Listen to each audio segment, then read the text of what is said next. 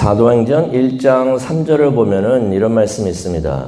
그가 고난 받으신 후에 또한 그들에게 확실한 많은 증거로 친히 살아계심을 나타내사 40일 동안 그들에게 보이시고 하나님의 나라의 일을 말씀하셨다라는 말씀이 사도행전 1장 3절에 기록이 되어 있습니다. 무슨 말이냐면요, 예수님께서 부활하셨는데 부활하신 후에 곧바로 하늘나라로 가지 않으셨다는 것입니다. 승천하지 않으셨다는 것입니다. 이 세상에 남아 계셨는데요, 며칠 동안이나 남아 계셨는가? 40일 동안이나 남아 계셨다. 그 후에 승천을 하셨다라는 말씀인 것입니다. 생각을 해봅니다. 왜 40일 동안이나 이 땅에 남아 계셨는가? 근데 오늘 말씀을 읽다 보면요, 그래서 그러셨구나 하는 것을 우리가 깨닫게 됩니다. 그러면서 이제 예수님께서 40일 동안 계신 후에, 그것이 참 중요했습니다. 그 다음에 예수님께서 승천하시면서 맡겨주신 일들이 있는데, 제자들에게 맡겨주신 일들이 있는데, 오늘 그것에 대해서 우리가 한번 생각을 해보려고 합니다. 마가복음 16장 2절을 보시게 되면요, 16장을 우리가 보겠는데요. 16장 2절을 보게 되면은 예수님께서 안식 후 첫날에 부활하셨다라고서 하나님의 말씀이 기록되어 있습니다. 안식 후 첫날. 안식일 바로 다음 날이라는 것입니다. 안식일이 언젠가요? 어떤 기독교인들은 안식일 하면은 주일이라고 생각하시는 분들이 계시는데요. 안식일을 지켜라 하는 것은 주일 그걸 말하는 게 아닙니다. 유대인들에게 주어진 율법이고요. 우리 기독교인들에게 주어주신 명령은 아닌데요. 안식일이라는 것은 토요일을 말하고 있어요. 토요일을 말하고 있습니다.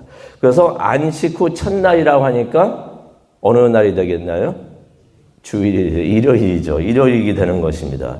그래서 우리는 일요일을 주님이 부활하신 날이라고 부르는 것입니다. 주님이 부활하신 날.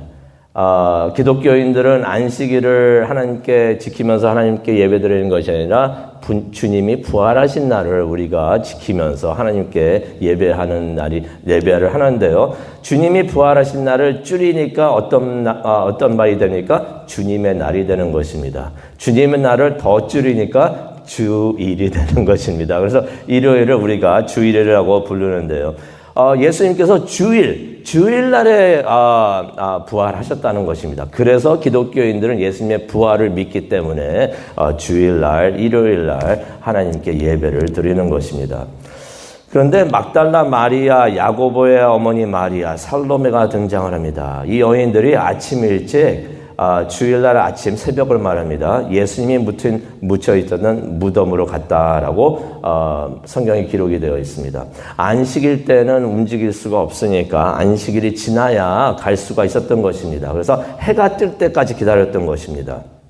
그래서 2절을 보니까 해가 뜨자마자 예수님의 무덤으로 갔다라는 말씀이 나옵니다. 근데 이 여인들이 그 무덤으로 가면서 걱정을 합니다. 가긴 가는데 그 무덤에 그 큰 돌이 있었었는데, 이 돌 누가 치우나, 누가 옮겨주나, 우리 일은 도저히 안 될 것 같은데, 그렇게 걱정을 하면서 갑니다. 그럴 때가 있는 것 같아요. 우리가 무슨 일을 하러 하면서 생각을 하면서 이거 어떻게 되나 걱정을 많이 할 때가 있는데 하나님의 뜻이면 하나님께서 그것을 옮겨 주실 줄로 믿습니다. 우리 마음의 산이라고 느껴지는 것들이 있는데 마가복음을 보면서 저도 많은 은혜를 받습니다. 산이 있는데 산은 안 되는 것이다 라고 생각을 했는데 산이 움직이지 않았다는 것은 우리의 믿음이 약하다고 부족했다는 것을 우리가 깨닫기를 원합니다.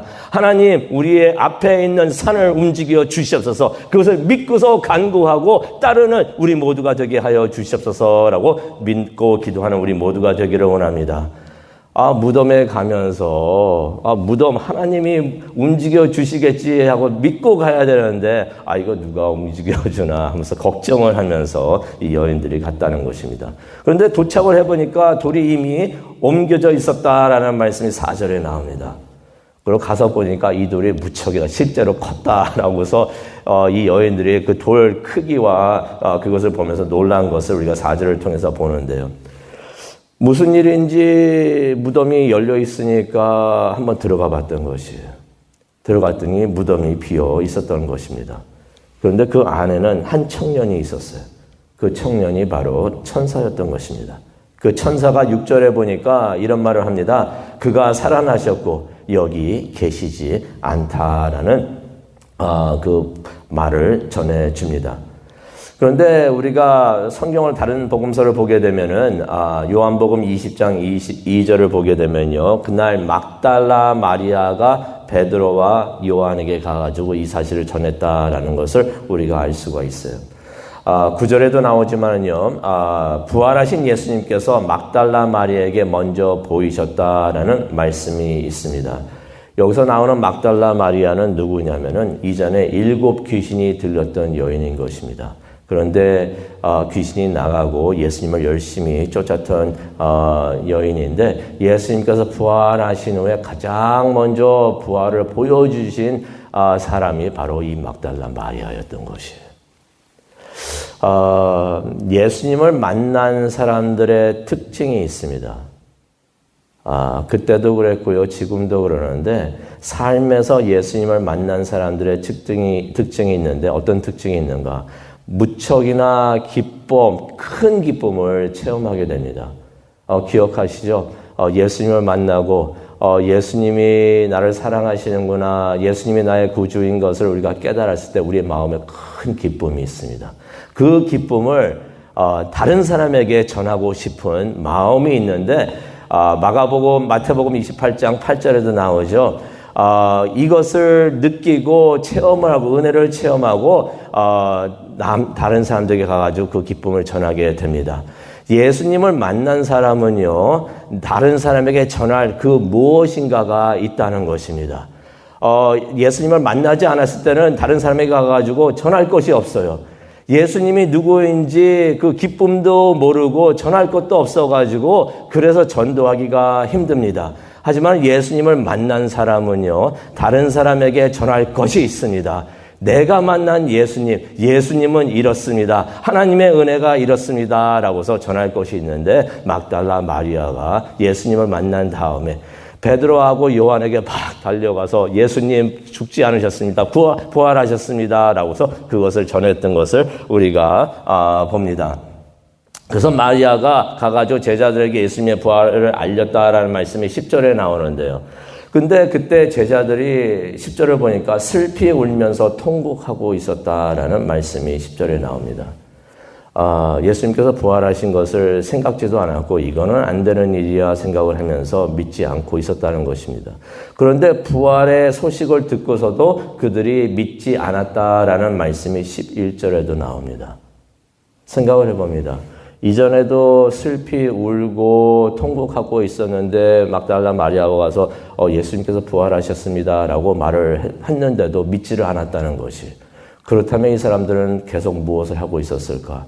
성경에는 안 나오지만 계속 울고 있지 않았을까? 슬퍼하고 있지 않았을까? 생각을 해봅니다. 예수님께서 부활을 하셨는데 믿지 않으니까 이들은 계속해서 마음에 슬픔이 있었다는 것입니다. 기쁨이 없었다는 것입니다.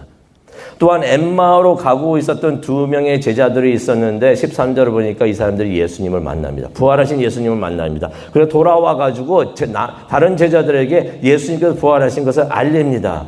그런데도 13절을 보니까 다른 제자들이 예수님의 부활을 믿지 않았다라는 말씀이 나옵니다. 이 말씀을 묵상하다 보니까 이래서 예수님께서 40일 동안 계셨구나. 40일 동안 계시면서 제자들이 믿지를 않으니까 아무리 예수님을 만난 사람들을 보고 들었어도 부활의 소식을 들었어도 제자들이 믿지를 않으니까 예수님께서 그래서 40일 동안 계시면서 모든 사람들 제자들에게 예수님께서 부활하신 것을 직접 나타나 보이시면서 부활을 믿게 하셨구나 하는 것을 우리가 깨닫게 됩니다. 그래서 14절에 보니까 예수님께서 직접 제자들에게 나타나셨다라는 말씀이 나오는데요. 직접 제자들에게 나타나셔가지고 그들의 믿음이 없는 것을 예수님께서 꾸짖으십니다. 왜 믿음이 없는가? 왜 믿지 못했는가? 라고서 예수님께서 나무라십니다. 그런데 믿지 못했던 이유가 있습니다. 마음이 완악해서 그랬다. 마음이 굳어서 그랬다라고서 14절에 알려주십니다. 우리의 마음이 굳을 때 하나님께서 하시는 일, 그것을 말씀을 우리가 받아들이지 못하는 것을 우리가 말씀을 통해서 봅니다. 제자들조차 예수님께서 부활하신 것을 믿지 않았기 때문에 예수님께서 직접 제자들에게 나타나셔가지고 부활을 알리셨던 것입니다. 실제로 40일 동안 예수님께서 이 땅에 계시면서요, 승천하기 전까지 40일 동안 고린도전서에도 보게 되면은 500명이 넘는 사람들에게, 제자들에게 예수님께서 직접 나타나셔서 내가 부활했다라고서 알리셨다는 것입니다. 그래서 이 500여 명이 되는 사람들, 이 사람들은 들은 게 아니고요, 부활하신 예수님을 직접 본 증인들, 목격자들이 되는 것입니다. 이들이 직접 눈으로 보더니 믿었다는 것이에요. 믿는 것은 보지 않고도 믿어야 되는데, 그래야 큰 축복이 있다고 했는데, 이들은 보고서야 예수님께서 부활하신 것을 믿었다는 것입니다. 그 500여 명 중에서 120명이 예루살렘에 남아서 기도하다가 성령을 받습니다. 성령이 임하신 것을 보고서 이들이 교회를 개척했다는 것을 우리가 알 수가 있는데요. 예수님께서 이렇게 예수님께서 부활하신 것을 직접 보고 예수님께서 부활하셨다는 것을 확실히 깨달은 사람들에게 주신 두 가지가 있습니다. 두 가지를 부탁을 하십니다. 그것이 무엇인가 한번 보기를 원하는데요. 16절, 15절에 나와 있습니다. 15절을 보니까 예수님께서 이런 말씀하십니다. 너희는 온 천하에 다니면서 만민에게 복음을 전파하라. 복음을 전파하는 사명을 제자들에게 주셨던 것입니다. 복음을 전파하라. 온 천하에 다니면서 만민에게 복음을 전파하라 하셨는데, 그 복음이 무엇인가, 그것을 설명을 16절에 해 주십니다. 믿고 세례받은 사람은 구원을 얻는다. 이것이 복음이 되는 줄로 믿습니다. 세례를 받아야지 구원을 받는다고 말씀해 주시는 것이 아니고요. 세례는 무엇인가? 우리가 믿고서 확실합니다라고서 우리가 선포하는 것이, 고백하는 것이 세례가 되는 줄로 믿습니다. 복음은 무엇인가? 예수가 그리스도시요 하나님의 아들인 것을 믿고서 이것을 믿으면 구원을 받고 영원히 살겠고, 이것을 믿지 않으면 심판을 받는다라는 것이 복음이 되는 줄로 믿습니다. 이것을 우리가 온 땅에 다니면서 선포하는 우리 모두가 되기를 원합니다. 예수님께서 제자들에게 주신 이 복음과 사명, 우리에게도 주신 줄로 믿습니다. 우리가 마가복음 예수는 그리스도시요 하나님의 아들이시다라는 것을 선포하면서 우리가 성경을 읽기 하였는데 이것을 선포하라는 사명을 예수님께서 우리에게 주신 줄로 믿습니다. 이 사명을 우리가 다시 한번 생각을 하면서 우리가 기도하기를 원합니다. 하나님, 이 복음 우리가 붙들게 하여 주시옵소서. 확실히 믿게 하여 주시옵소서. 우리에게 직접 나타나셔서 예수는 그리스도시요 하나님의 아들입니다 하는 것을 우리가 확실히 믿고서, 이것을 믿어야 구원을 받고 믿지 않으면 심판을 받는다는 것을 우리가 확실하게 보면서 이것을 전할 수 있는 우리 모두가 되게 하여 주시옵소서라고 기도하는 이 아침 되기를 원합니다. 우리 다 함께 기도하시겠습니다. 사랑과 은혜가 충만하신 하나님 아버지, 감사합니다. 마가복음을 통해서 예수는 그리스도시요 살아계신 하나님의 아들입니다 하는 것을 다시 한번 우리가 듣고 보게 하여 주시니 정말로 감사합니다. 이것을 믿게 하여 주시옵소서. 이것을 믿고 확신하게 하여 주시옵소서. 그리고 이것을 전할 수 있는 우리 모두가 되게 하여 주시옵소서. 이것을 믿고 전하는 시원성결교회가 되게 하여 주시옵시고, 또한 이것을 확실하게 전하는 이 지역에 등불이 되게 하여 주시고 소금과 빛이 되게 하여 주시옵소서. 이것을 위해서 기도하는 이 시간이 되기를 원합니다. 함께 하여 주시고 인도하여 주시옵소서. 예수님의 이름으로 기도합니다. 아멘.